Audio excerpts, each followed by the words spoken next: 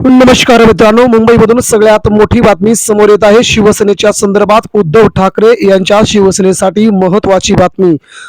लाखो शिवसैनिकांची फौज अखेर ठाकरेंच्या हिमतीला. मुंबईमधून सगळ्यात मोठा मराठी माणसांचा सलाम.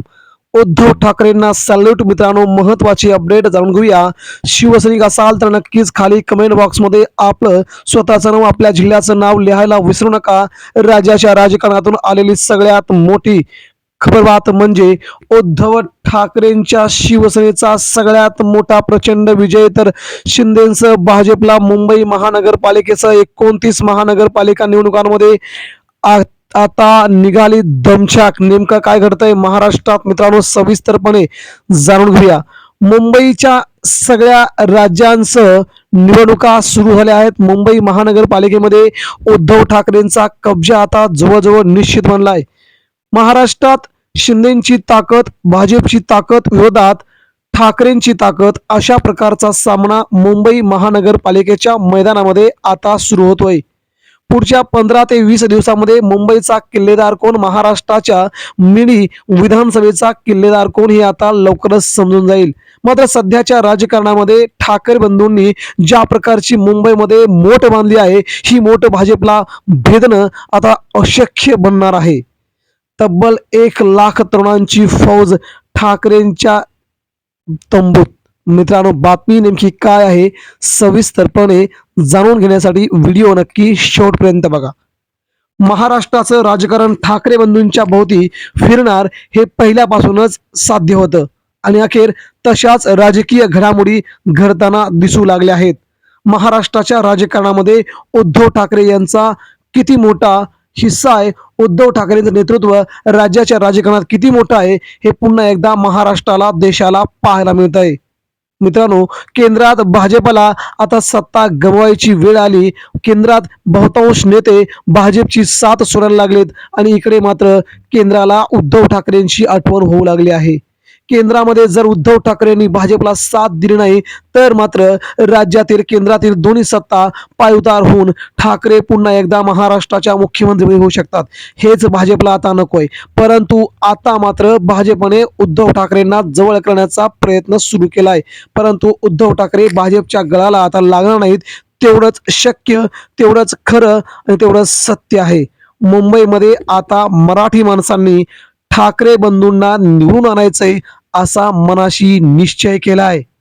मुंबईच्या 227 वॉर्डांमधून जवळजवळ 1 लाख तरुणांची फौज उद्धव ठाकरे यांच्या शिवसेनेच्या हिमतीला आणि दिमतीला. मुंबई महानगरपालिकेच्या निवडणुकीच्या तोंडावरती ठाकरेंना विजयी करण्यासाठी तरुण, मराठी तरुण, कोणाचाही राजकारणाशी काही संबंध नाहीये, कोणाचाही कोणत्याही पार्टीची काही संबंध नाहीये. मात्र ठाकरेंना निवडून आणायचंय, मराठी भाषा जपायची, मराठी माणसांची मुंबईवर सत्ता पाहिजे, या एकाच उदात्त हेतूने मुंबईवरती सत्ता स्थापन करण्याच्या दृष्टिकोनातून असे असंख्य तरुणांनी आता मात्र ठाकरेंच्या जवळ येणं पसंत केलंय.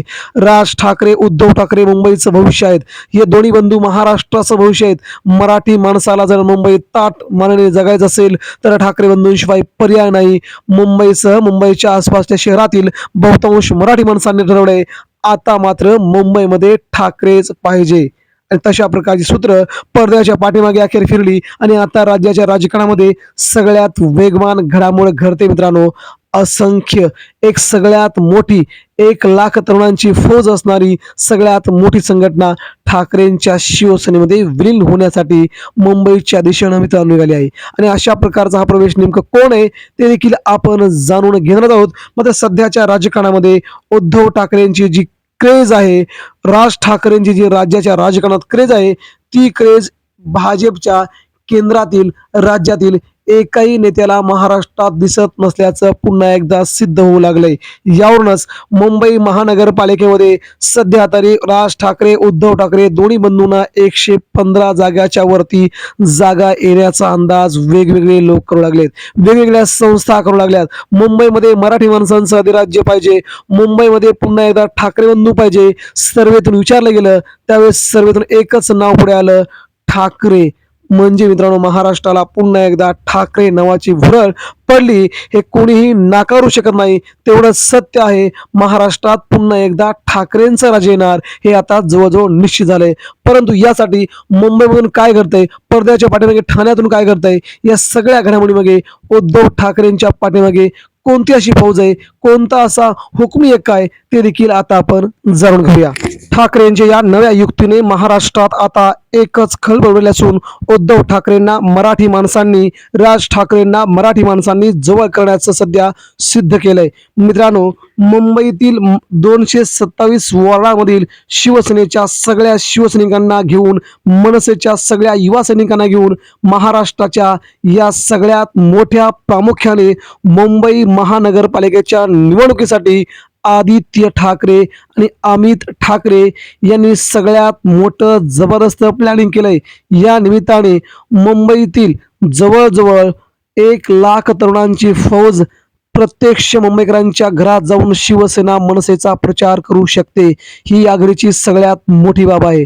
मुंबईतील शिवसैनिक, कडवट शिवसैनिक, सामान्य शिवसैनिक आणि सामान्य मराठी माणसांनी आता मुंबई महानगरपालिकेची ही निवडणूक हातामध्ये घेतली असून आता कसल्याही परिस्थितीमध्ये मुंबई जिंकायची अशा प्रकारचा उत्साह, अशा प्रकारची प्रेरणा त्यांनी आता ठाकरे बंधूंकडून घेतल्यामुळे मुंबईतील भाजपचं स्वप्न धुळीस मिळवायचंय. मुंबईमधील भाजपच्या ज्या काही महत्वाकांक्षा आहेत, मुंबईला पुन्हा एकदा केंद्रशासित प्रदेश करायचंय. या सगळ्या धुळीस मिळवण्यासाठी तब्बल सगळ्याच लोकांनी एकत्र येण्याचा प्रयत्न केलाय आणि याला यश मिळताना दिसतंय. मुंबई महानगरपालिकेमध्ये उद्धव ठाकरे यांच्या शिवसेनेसाठी नक्कीच ही आनंदाची बाब म्हणावी लागेल. यासाठी ठाकरेंचे माना तेवढे आभार कमीत. मराठी भाषा टिकली पाहिजे, महाराष्ट्र टिकला पाहिजे, मराठी माणूस मुंबईमध्ये टिकला पाहिजे.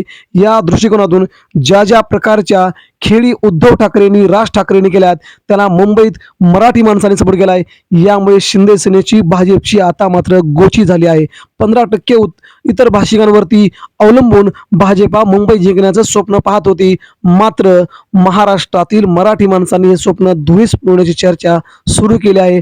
मुंबईतील जवळजवळ 55% लोकांना मुंबईमध्ये राज ठाकरे, उद्धव ठाकरे दोघांचं सरकार हवंय असा एक सर्वात मोठा ताजा नवीन सर्वे पुढे आलाय. आज मिळालेल्या माहितीनुसार मुंबईतील जवळजवळ 55% मराठी माणसांना नव्हे, सगळ्याच भाषिकांना असं वाटतंय मुंबई महानगरपालिका पुन्हा एकदा राज ठाकरे, उद्धव ठाकरे या दोघा बंधूच्या ताब्यात जायला हवी, भाजपच्या ताब्यात नको, असं मुंबईकरांचं मन सध्या आहे. मित्रांनो, या गोष्टीवरून मुंबईच्या राजकारणामध्ये ठाकरे बंधूंना सोडून राजकारण करणं खूप अवघड आहे हे देखील पुन्हा एकदा सिद्ध होतंय. आपणास काय वाटतंय मित्रांनो, राज्याच्या राजकारणामध्ये उद्धव ठाकरेंची ही कमाल अजून निवडणुकीपर्यंत चालेल का? निवडणुकीमध्ये ठाकरेंचा विजय रोमहर्ष होईल का? याबद्दल आपल्या प्रतिक्रिया व्यक्त करा. धन्यवाद. जय हिंद.